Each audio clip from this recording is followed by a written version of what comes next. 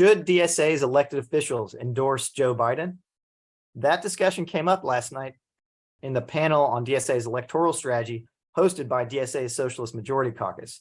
My name is Rami Khalil. I'm a Seattle DSA local council member and a member of Reform and Revolution, a Marxist caucus in DSA. And I want to thank DSA's Socialist Majority Caucus for organizing the panel discussion yesterday with candidates running for DSA's national leadership body, the National Political Committee, the NPC. Different wings of DSA have different approaches about how to approach moderate Democrats. And these disagreements were expressed quite clearly last night in the debate around the question of whether DSA's elected officials should endorse Joe Biden. Most NPC panelists agreed that DSA should not endorse Joe Biden. The question was, what should the most prominent Democratic socialists do? What should elected officials like AOC and Rashida Tlaib do? Should they endorse Joe Biden? Our Reform and Revolution candidate for the NPC, Philip Locker, put forward a position that our elected officials should help us to promote a socialist message. A comrade from the Socialist Majority Caucus, Grace Mouser, who's also running for the NPC, had a different viewpoint. In this short video here, we put the statements of these two panelists together, but please do listen to the whole debate to hear what the other candidates had to say on this too. You can find the debate at tinyurl.com/smc-candidate-debate. The title of the debate is Socialism and Elections, NPC Candidate Debate. We put together the first two clips here, which are answers to the question, Cornel West announced his candidacy for presidency. Meanwhile, many aligned elected officials, including AOC and Bernie, have endorsed Joe Biden. How should DSA relate to these presidential campaigns? Should DSA make an endorsement? The following two clips are closing remarks of these two panelists, Philip Locker and our comrade Grace Mouser. We need as socialists to speak to the real working class discontent that exists with the Biden presidency, while also absolutely being crystal clear that we oppose the right-wing demagogy of Donald Trump and his racism and sexism. To do that, we need our political independence to actually be most effective in fighting far-right Republicans so that we can put forward a clear working class agenda. Our ability to fight for a working class agenda is severely compromised if we're associated with, or even worse, endorse Wall Street Democrats. The most important way we need to remember as socialists to fight Trump and the Republicans is to build mass movements and independent working class power. I also believe in a polarized election with a far-right Republican like Trump, I think DSA and DSA electeds should encourage voters in the minority of swing states, which are a small minority of states, to block Trump by tactically voting for Biden with no political illusions, with no endorsement, with no campaigning, as a purely negative vote against Trump. But I think our overall approach should be to endorse Cornel West and focus on campaigning for him.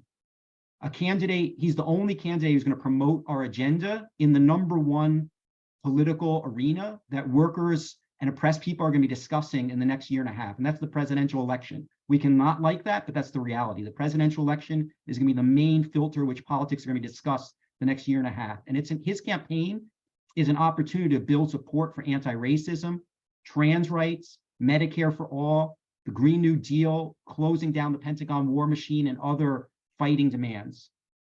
I think we need to link a campaign for Cornel West with a major national effort to re-elect our DSA Congress members and to build a socialist caucus in Congress that's distinct from the Progressive Caucus, and use it most of all as a campaign to recruit to DSA, to turn around our fallen membership and start growing again.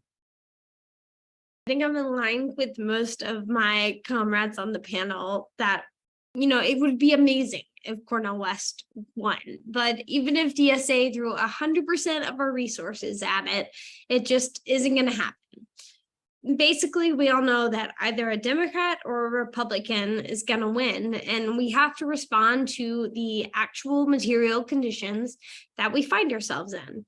So if we're in the business of dealing with reality, the best outcome for us is, of course, a Biden presidency. It's the best for DSA priorities.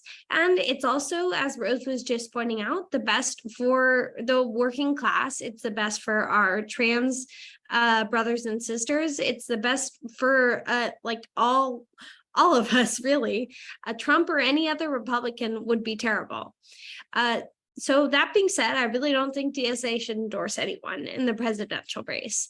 We shouldn't endorse West because he won't win, and we shouldn't be in the business of endorsing doomed publicity campaigns.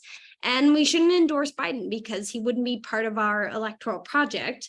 And also our endorsement just wouldn't matter at all in that race. Our members are probably going to vote for him against a Republican anyway.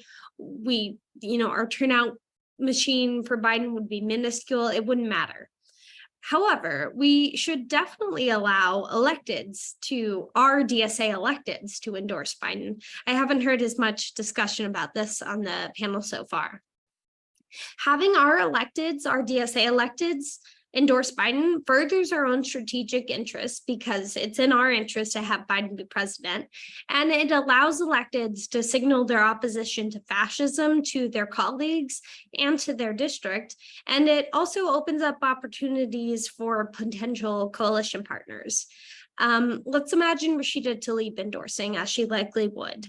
If we ask her to toe a DSA line on no endorsement, versus being in solidarity with the Muslims, women, trans people in her district, that would be absolutely ridiculous. We should not condemn Rashida for endorsing Biden, and we shouldn't condemn any of our electeds for doing so.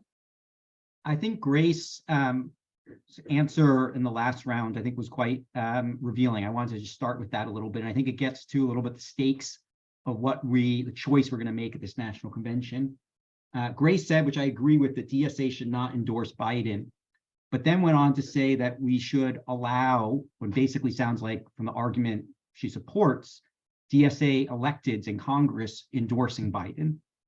There's, I think, a real contradiction there. We're saying as socialists, we want an electoral strategy where our electeds serve our organization and our movement and act as champions to promote our policies, but on the main political issue in the next year and a half, that the majority of workers who are not super involved, the number one issue of how they're going to evaluate politics are public representatives. The main public face of our organization should be doing something that you think our organization shouldn't do. I'd like you to explain a little bit that contradiction there. And I think in reality, it means you do support endorsing Biden. It's just not viable in DSA, but our main profile, our main representatives have to have the freedom to do what is really needed. I think there is a different course. I think our job as socialists is to carve out a distinct position of, yes, opposing Trump and the Republicans. Let's be clear, that is the greater evil. In a choice between Trump and Biden, we want Biden to win, but we should not endorse him. And our DSA electeds can also say that crystal clear. We're not on Team Biden. We want to champion a working class agenda. We're not going to endorse him. If we're forced to make a choice in swing states like Michigan, I support Rashida Tlaib saying, I don't support Biden. He's not advanced workers' interests, but yes, vote for him to block Trump. In New York, why should AOC have that message? Why doesn't AOC in New York have a message, cast a protest vote against Biden? So the final thing I'll just say flowing from that is, I do think the convention faces a real choice of the direction of DSA. If we're happy with the current direction, which I think Grace summed up well what that applies in the coming period, means to go along with trailing behind Biden, the Democrats, I'm not the candidate to vote for. You should vote for my comrades in SMC and Groundwork. They're going to do a very good job of representing the status quo in DSA. If we want a course correction, if we want to change towards independence from the Democratic Party, I do ask for you to vote for me and my running mate, Jesse Dreyer. And also MUG and BNR and Red Star to have a left-wing majority to change direction of DSA. Our electoral project is about winning real socialist power in the real world. We want to win so that we can enact change for the working class in the short term and prove the viability of socialism in the medium and long term.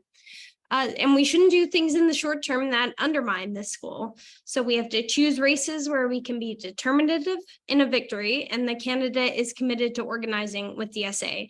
And I'm super open to hearing Aaron's thoughts and critiques about like how instructive New York City can be to other types of chapters. We need to be committed to working with the electeds we have, to navigating the hostile and different terrain that they face across the country. And that means entering into good faith organizing relationships with them before we attempt to take punitive action on them.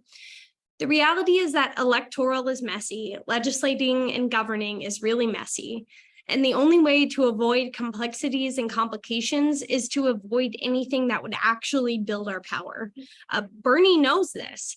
A lot of my comrades on this panel have rightly extolled Bernie's virtues, but if he was fully folded into our electoral project, I'm sure they would be critiquing him. He endorses centrists. He's soft on Israel. He's soft on gun control. He's heavily associated with Biden and has already endorsed him. But we love him because he's serious about power and he makes strategic compromises to get it and to wield it effectively. This thinking needs to be applied internally too. There are obviously bright lines. I'm not saying that everything Bernie does is something we should do, but his strategy is a good one. There's no such thing as a perfect candidate or a perfect elected. There's really only power and there's only organizing to get more of it and to wield it.